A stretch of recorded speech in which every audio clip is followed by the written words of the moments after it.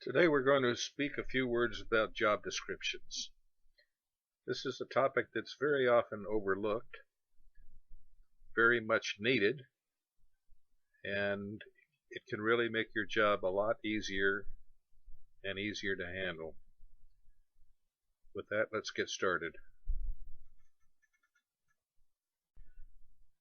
One of the optional components of job descriptions that I'm not going to include in this conversation is compensation.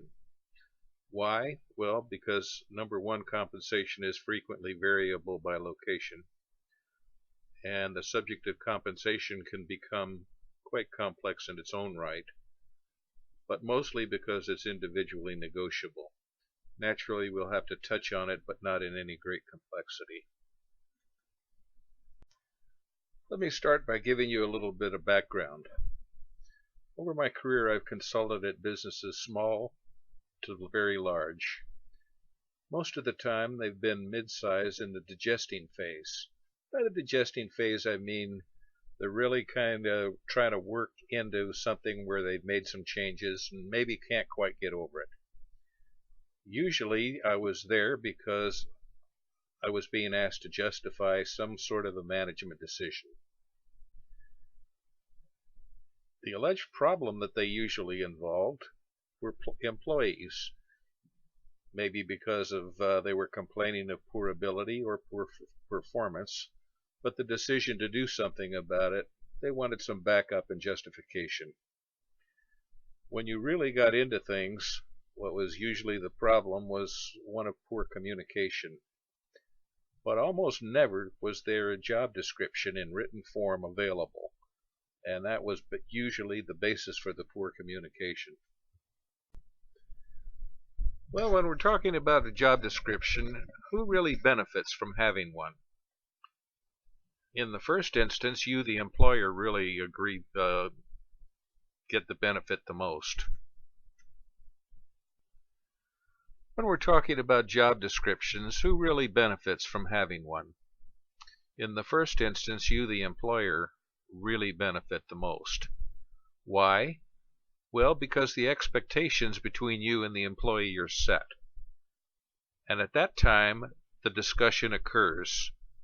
When you're discussing what are the job duties and what's expected of them and when and how, all of those things come out in the discussion. The ultimate achievement is that you reach agreement. That then allows you to go on and provide for the growth and the profits of the company, and that's really what your own job description entails. Secondly, you'd have to say that the employee benefits. Why? Because he has an understanding of what's expected of him. No doubts in his mind. During the discussion of his job description, he'll have the opportunity to disagree. He can set forth any questions that he may have, any kind of a thing that he may disagree with, and certainly compensation will come in, at which point there's really no discussion because that's a prerequisite anyway. But the ultimate objective of agreement between the two of you is achieved, and that's what's really desired in the first place. When's the best time to implement a job description? Well, I'd have to really say at the time that you form the business. That's the best time. But unfortunately, that's usually when you just don't have the time to make available for it.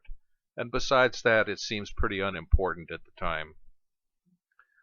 Certainly, when you engage your first employee, that's really when you want to make that job description. In fact, you want to determine in your own mind before you engage the employee what you're expecting of him. And you certainly want to do it before you engage each successive employee. That way, you know what you're looking for when you're going to hire the employee, and your chances of getting what you want are greatly improved, believe me. Okay, you've decided you're going to write a job description. So what are the requirements? Well, first of all, that job description has to be written and archived and put away. That way there's a basis for referring back to it, so there's no mistake.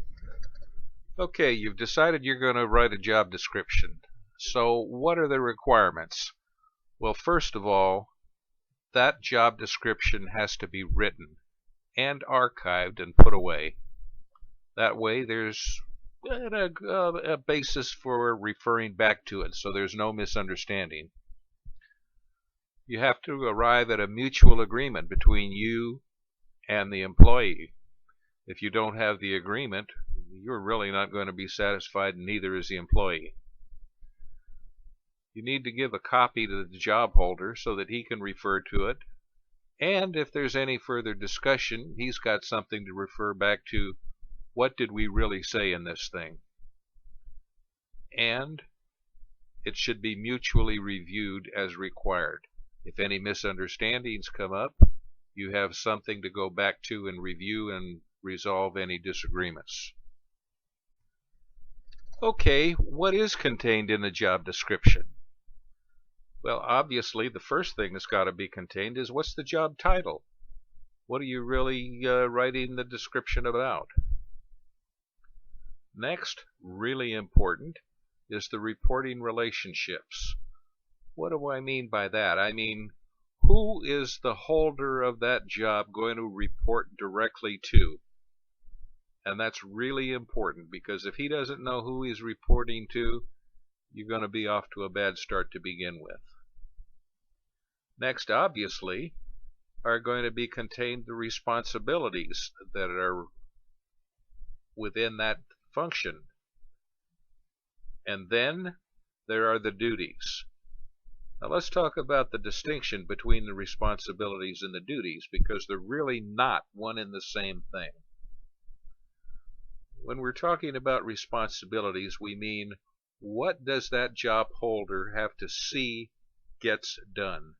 It doesn't necessarily mean that he has to do it himself, because there may be people reporting to him, and he can look to them to get the job completed. But he doesn't have to do it himself. When we're talking about duties, that's another story. That's something that you're looking to him to complete by himself. He can't delegate the function of that. He can delegate the responsibility. Well, he ultimately holds the responsibility, and he can delegate it to someone else, but you're looking to him to do this himself. And next, what are the standards of the performance? When they were talking about the standards, we're itemizing. What are you expecting of them? And they have to be achievable. And that's what you're expecting to do. Now, we're talking minimum standards here. We're not talking excellence. We're talking the minimum that you expect him to be able to do in the performance of that job.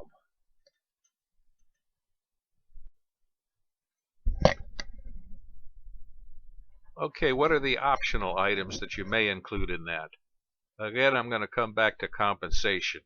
I wouldn't dwell on it, and the reason because it's individually negotiable, because two people holding the same job title, the compensation may be entirely different.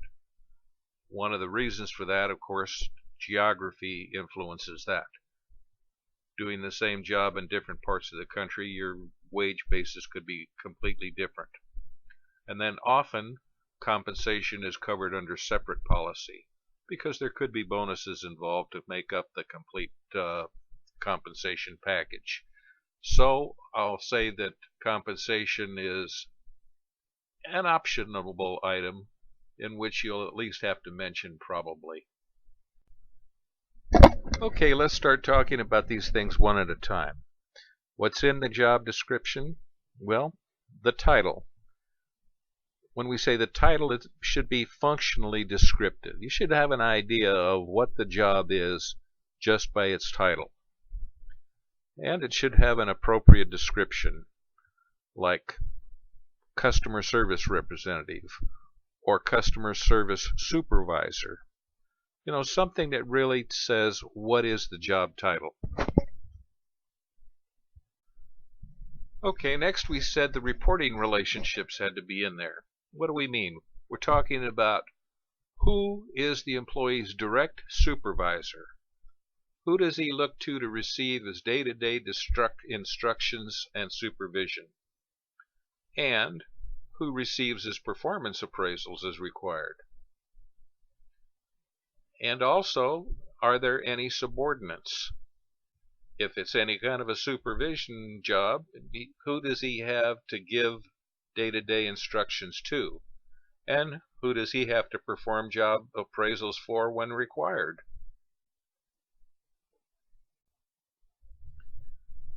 Now we start coming to the part where there may be some distinction that has to be made, but definitely. We're talking starting with the responsibilities. The employee has to know what is he responsible for.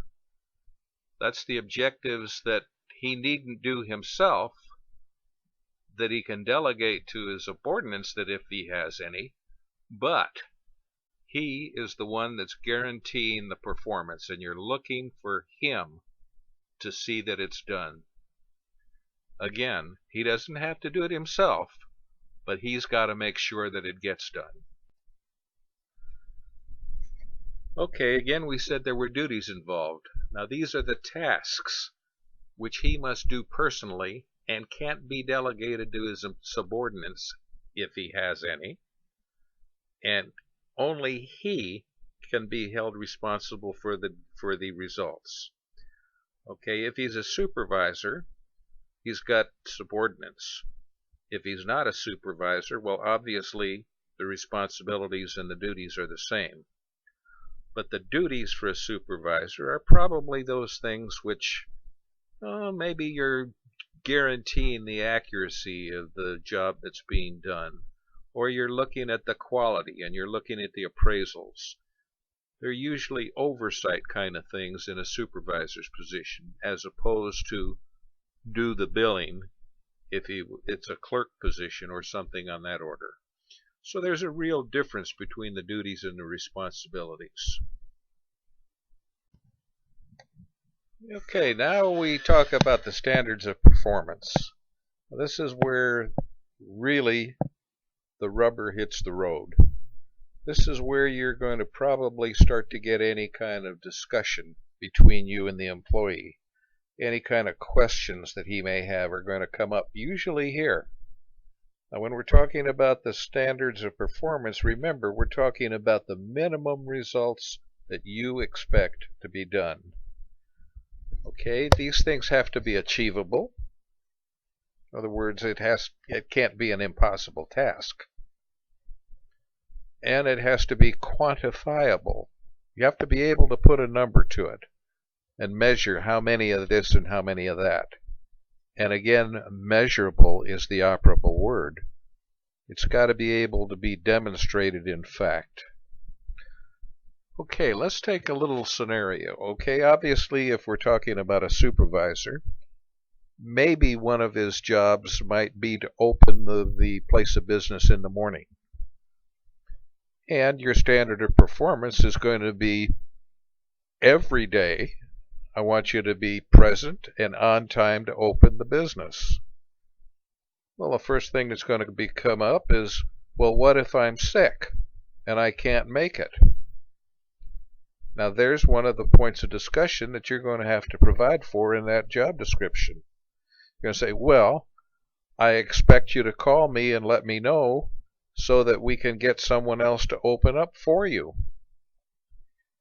Okay, how is that thing achievable? Well, he's got to be able to have someone that he can call, someone else that has a set of keys, and you have to provide for it. It's got to be quantifiable. How would you quantify that? Well, obviously, if everybody else in the whole place is late getting to work, he didn't do it. And measurable, you can certainly see how many times in the year that occurred. So that's the kinds of things that we're talking about on standards of performance.